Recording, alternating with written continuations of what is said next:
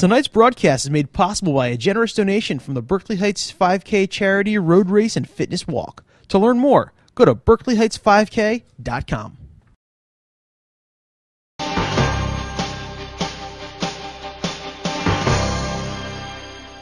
Good evening. Welcome to This Week in Berkeley Heights, your source for hometown news. I'm David Schmiel. On April 24th, the Berkeley Heights Town Council took the first step in considering a $1.9 million plan to create a shared dispatch service to handle police, fire, and emergency management calls. Doug Marvin, New Providence Borough Administrator, and Chris Cotter, the Summit City Administrator, presented a cost-cutting plan to include Berkeley Heights in the Watchung Ridge Emergency Services Dispatch Center. The Universal Dispatch Center would handle 911 calls from Berkeley Heights, Summit, Milburn, and New Providence, and could ultimately be expanded to handle other communities. Cotter said 3 independent studies concluded that the shared system would cause no delays in any town and would save taxpayer dollars in each town. The towns presently have their own dispatchers, but the study revealed that significant savings could come for each municipality. Cotter added that the plan would require a $205,000 contribution from each community to hook up the new high-tech gear. I think the important thing to note is that dispatch is very important, Council President Kevin Hall told Patch. It's an essential service, and the infrastructure here is so degraded that you can't service it anymore. There are either people who can't service it, or you can't find parts to service it. So we really, in terms of keeping up with the integrity of the response service, we have to make a business decision during this calendar year. Hall said that creating the shared plan would take the better part of a year, while upgrading the Berkeley Heights system would take about 4 months. Council members have begun reviewing the plan, and Hall added that regardless of how the council members vote, he would like the decision by June. It seems that everyone these days has been touched by cancer, whether they've had a scare themselves or are dealing with a loved one who is sick. The one thing we all can agree on is that cancer stinks. The Cancer Stinks Children's Foundation is a not-for-profit organization started by Berkeley Heights resident Nicholas Tarabokia.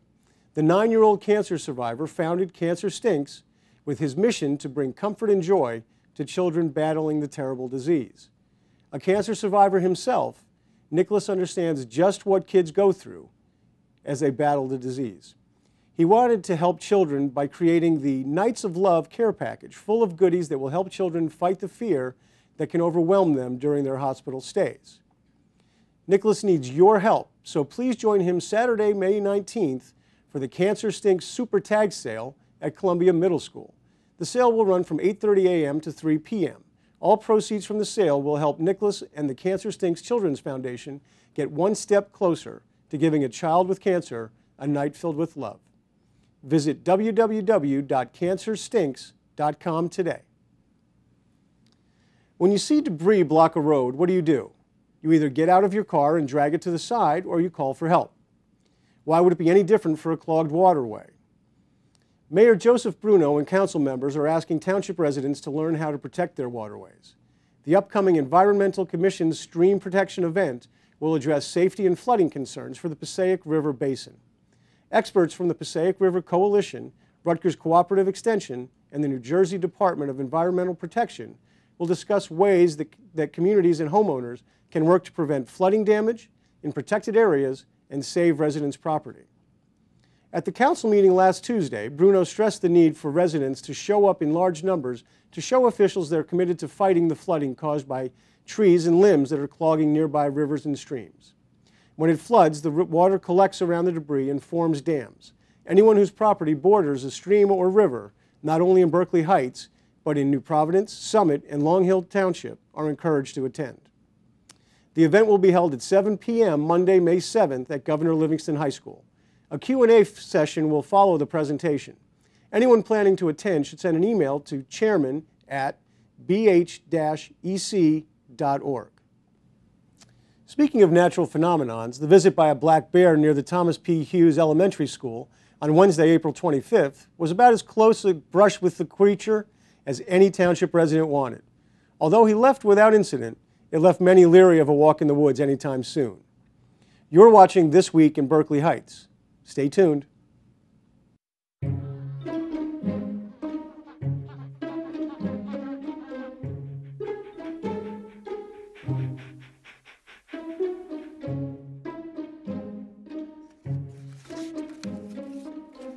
sweetheart. Gonna give you a hand? No thanks, Dad. I got it. Okay. I'm gonna go fix the lamp in your room. You don't have to be perfect to be a perfect parent. There are thousands of children in foster care who will take you just as you are. Welcome back to This Week in Berkeley Heights. We'd like to welcome Caitlin Mahan, local editor of the New Providence Berkeley Heights Patch. Caitlin's been covering township news and would like to discuss how residents can get involved in shaping the Berkeley Heights news that is presented on the site. Welcome, Caitlin. Thanks, Dave. It's good to be here. Good to have you. Now, tell us a little bit about you and covering Berkeley Heights and the ways that residents can get involved with the way we cover it. Okay. Well, originally, I was the editor of New Providence Patch, which some people may not know. And in early March, New Providence Patch and Berkeley Heights Mountainside Patch merged. So since then, I've been covering township news. I think this is a wonderful community. There are a lot of really great people here. It's a beautiful residential neighborhood. There's an excellent school district here. They have students who are excelling in all areas, whether it's in the classroom or it's out on the sports field. They also have a wonderful business community, and there are efforts going on right now to establish an actual downtown in Berkeley Heights. I think the residents in this community are really concerned about the welfare of the community, and they're trying to do all that they can to improve it. And have you found them to be interested in trying to interact with Patch and trying to help out, give you story ideas, and be part of what we're trying to accomplish? Yes, I have. The former editor, Mike Kersey, had a number of relationships with residents throughout Berkeley Heights, and he established those relationships throughout his, I guess it was about a year and a half that he was with Patch. So it was a really easy transition coming over to covering Berkeley Heights because those relationships already existed, and then it was just, you know, the transfer of communication from Mike to me. And there are a lot of ways that residents can get involved, and they probably don't even know about most of them. Do they have to be official? Do they have to be government? Do they have to be? Not at all. It can be, you can just be a resident in town and you're just looking to get involved. You're looking to have a voice, and we offer that to residents. We're not your typical mom and pop newspaper from, you know, when you think of a newspaper, you think of, oh, you know, the black and white print, and it's just the news and it's given to you, and you know, all you do is you read it. You know, we are a different kind of news media. You know, we offer an array of options for residents to get involved and to get their voice heard.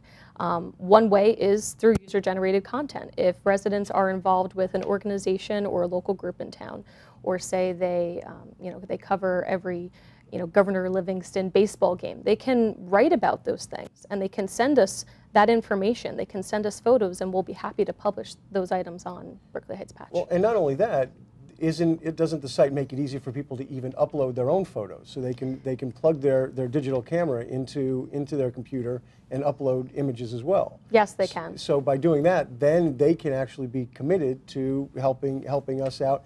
And to me, one of the greatest things about this is it gives an opportunity to get so many different faces, so many different programs, and so many different members of the community to get involved on the site. Yes.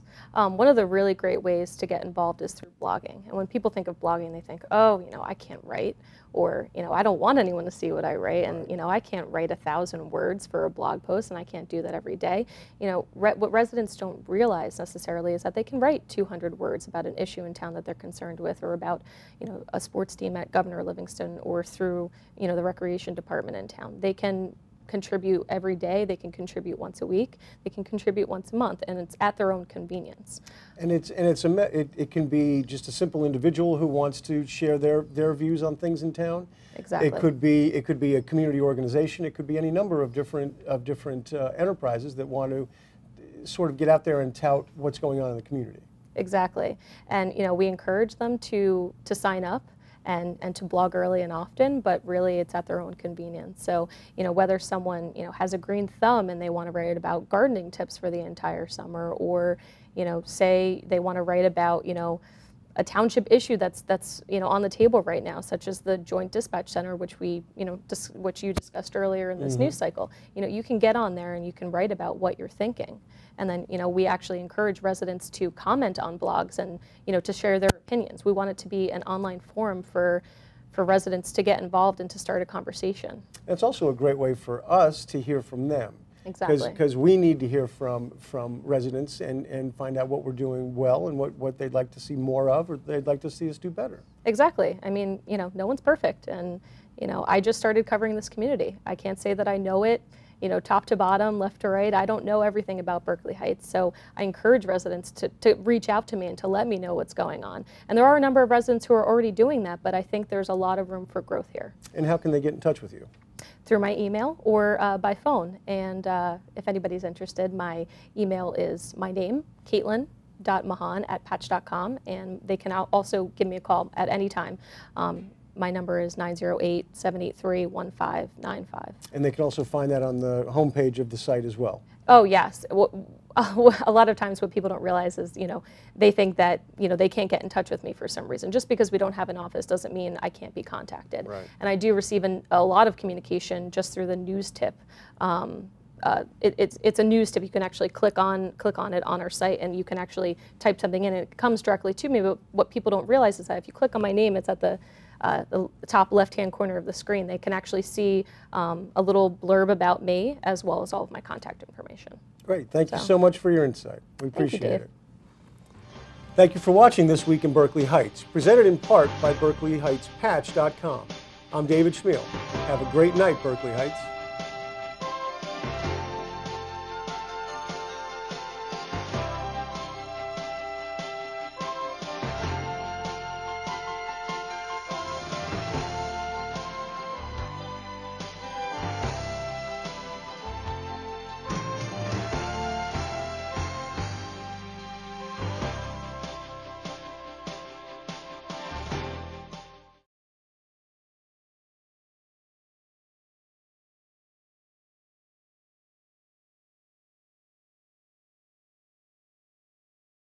Tonight's broadcast is made possible by a generous donation from the Berkeley Heights 5K charity road race and fitness walk. To learn more, go to berkeleyheightsfivek.com.